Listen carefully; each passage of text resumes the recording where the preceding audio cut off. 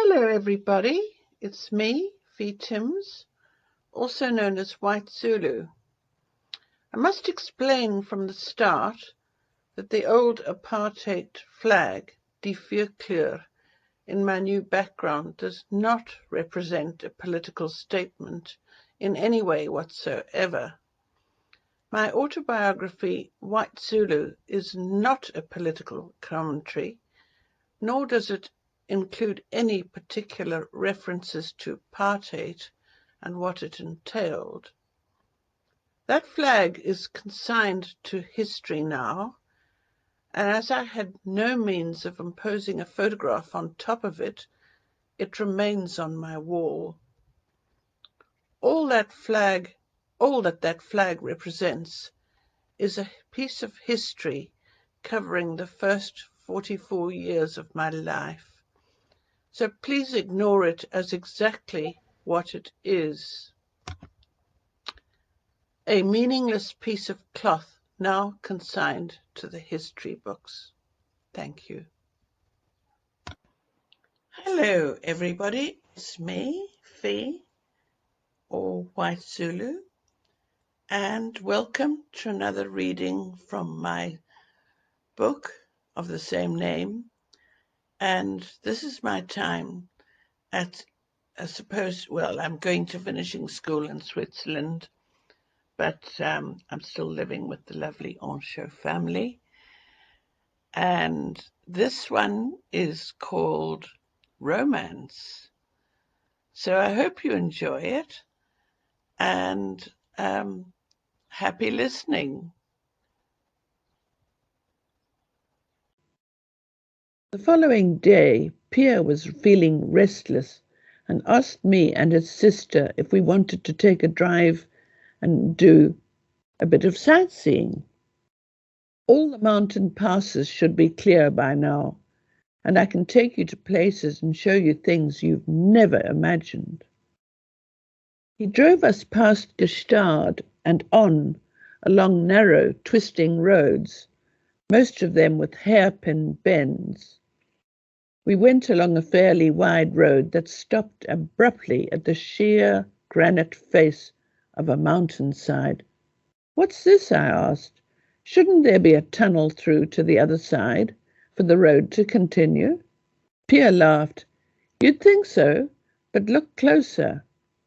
And we three got out and went right up to the smooth rock cliffside.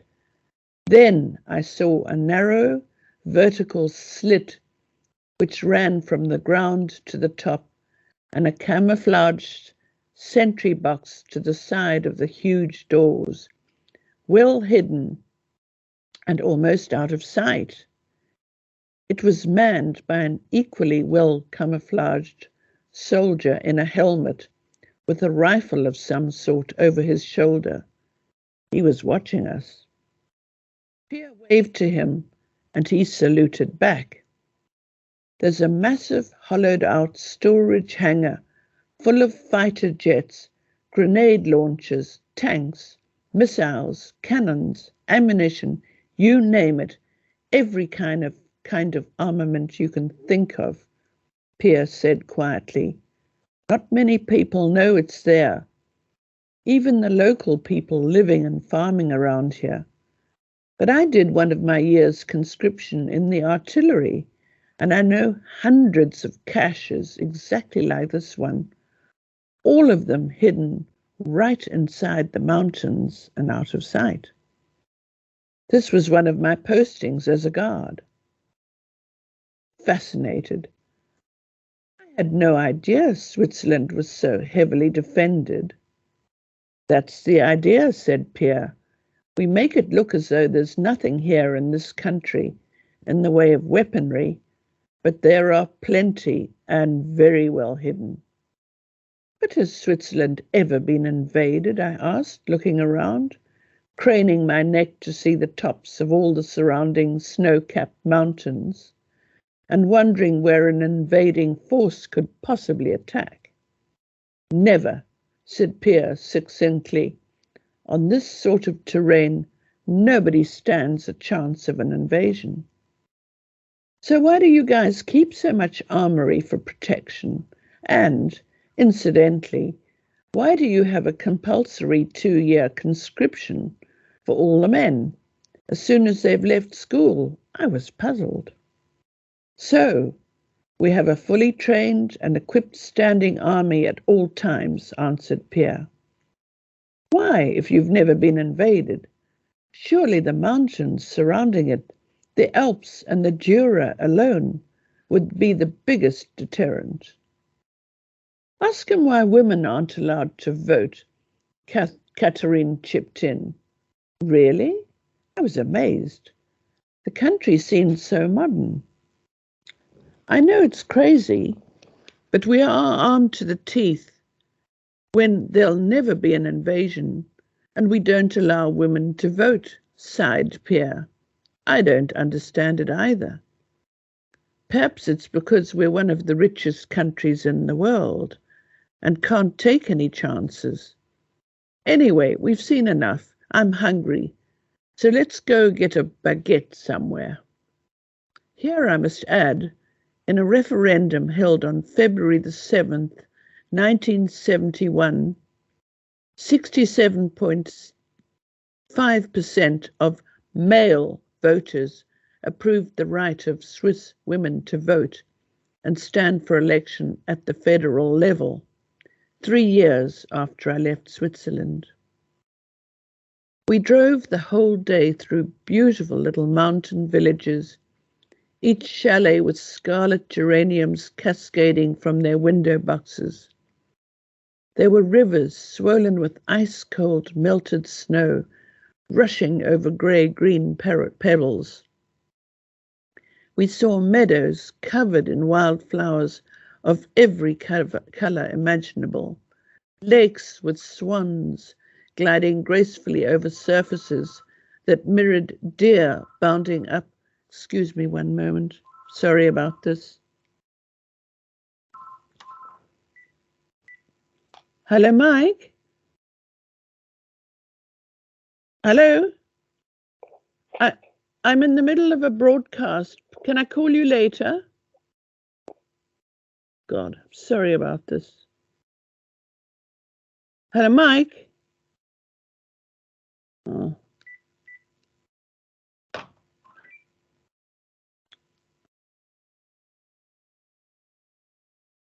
I don't know whether to start again or just carry on. I think I'll just carry on. There were rivers swollen with ice-cold melted snow rushing over grey-green pebbles.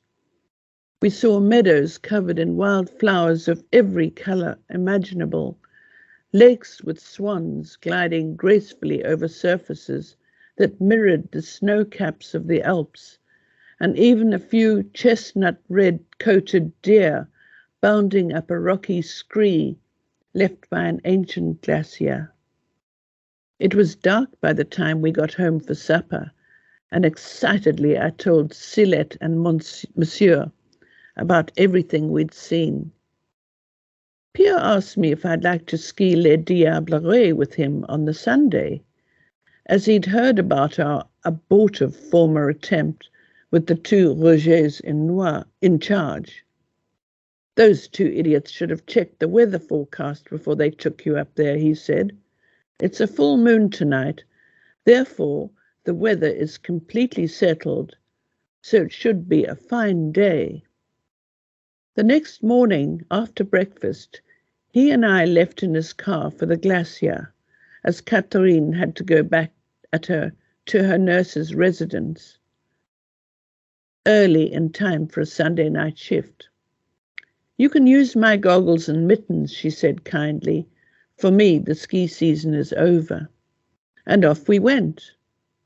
There wasn't a single cloud in the azure blue sky, and we were quite warm as we took all the lifts up to the summit of the dome. The peak, called Les Diablerets, at 3,209 meters, and after which the glacier is named, glittered with ice and snow in the bright sun, and we could see quite clearly by the snow that had melted around it, revealing patchy bits lying on the grassy slopes, the solid frozen ice course of the glacier itself. It looked quite daunting, but I knew I was in good hands with Pierre, and better still, I had his sole attention rather than being in a class of skiers, some better than I was, and others not as good. It was a memorable day. Pierre turned out to be the best instructor I'd encountered yet. He guided me along bridges of ice much more than a foot wide, with chasms of that special, almost turquoise blue that you see on icebergs, especially these, except these were literally bottomless crevasses. I say bottomless because the ice shifts every day, opening here and closing there. So the guides who were responsible for planting the red flags on their extra long poles had to ride up daily on the lifts and ski the various runs, moving the flags as the glacier flows at infinitesimal slowness on its way down the valley.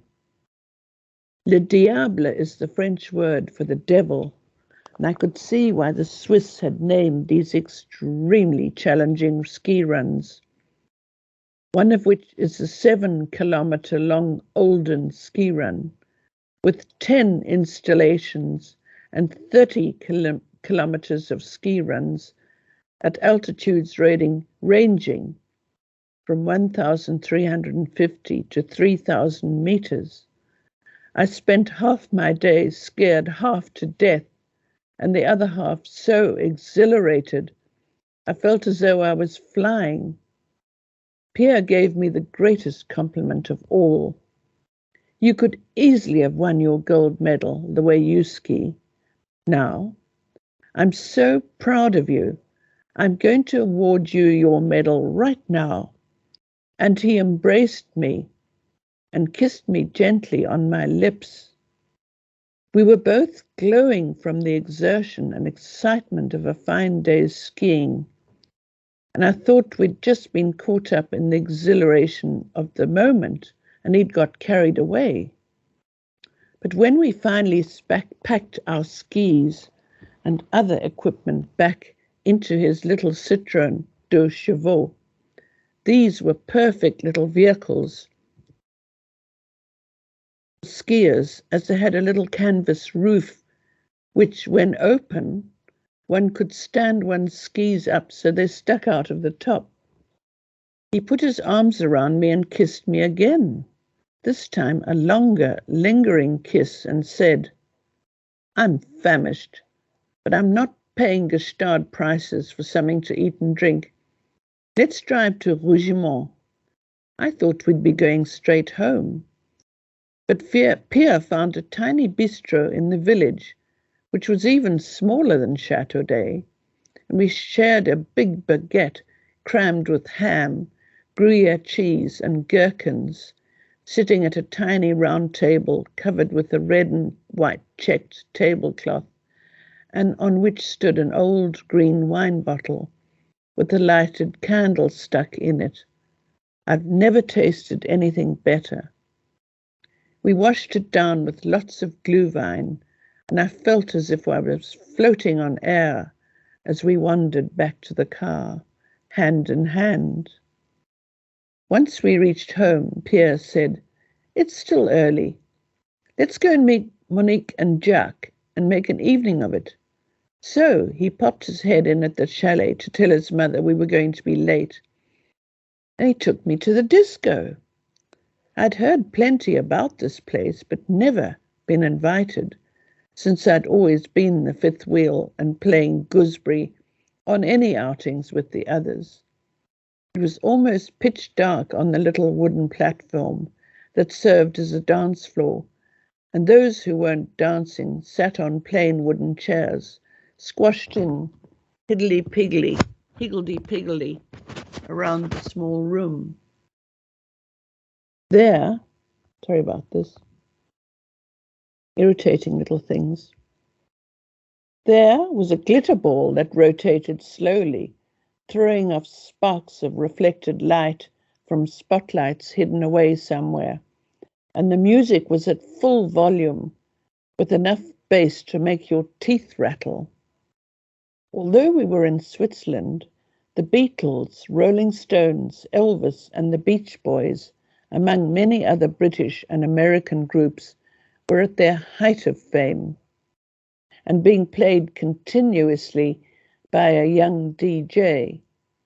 Occasionally he played a local French hit, but Beatlemania ruled, and Pierre and I, as well as his friends, danced to them all, jostling for space on the tiny restricted floor. This was perfect, as it forced us to be squashed tightly together, and it seemed absolutely natural to be smooching with Pierre. He'd got over his heartbreak with Brita within 2 weeks. It couldn't have been less. Now Pierre and I were an item. I'd pushed all the thoughts of the boyfriend I'd had since I'd been 16, Gary, to the back of my mind as we swayed together too, and then I kissed her, joined at the lips. My boyfriend was but just a distant memory, and I had no idea I was going to see him, when I was going to see him again, if ever.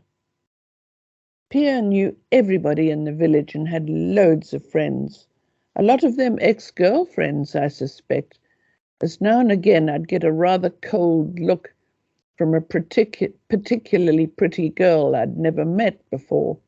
But I didn't care. I had Pierre for a boyfriend. I was wise enough to know I wasn't in love with him, but it was so nice to have somebody who would take me out to dance and share a baguette with his numerous boisterous friends, all of us sitting at a long table in one of the many little bistros in Châteaudet.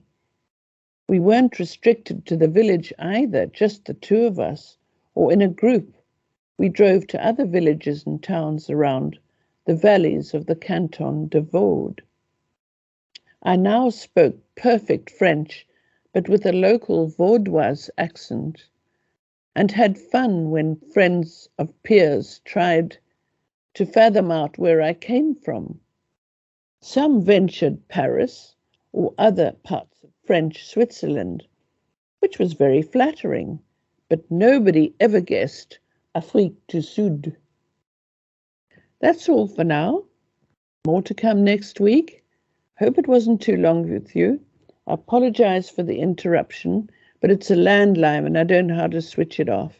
Next time I'll be better prepared. I must also thank John Moslane for being my sound engineer.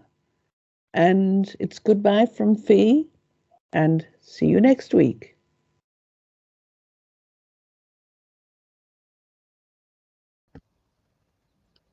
That is all for the time being, and there's more to come next week. I would like to thank John Moslane for putting aside his Friday afternoons to help me produce these videos. Without him, I could not do this. I would also like to thank Sean van Vuren for his sterling work in uploading my videos to my YouTube channel, adding the photos, as well as managing my channel so professionally. If you would like to know more about my other works, I have written 5 books in all, and each one is autobiographical. Please visit my website at www.whitezulubook.com, where you will find a lot more information as well as plenty of photographs. Thank you so much for listening. I hope you enjoyed my life story, and there is plenty more to come. A thumbnail photo will be attached each week, and thank you so much for all your support and all the very kind remarks you make. in complimenting me on my work. I really appreciate it. Goodbye.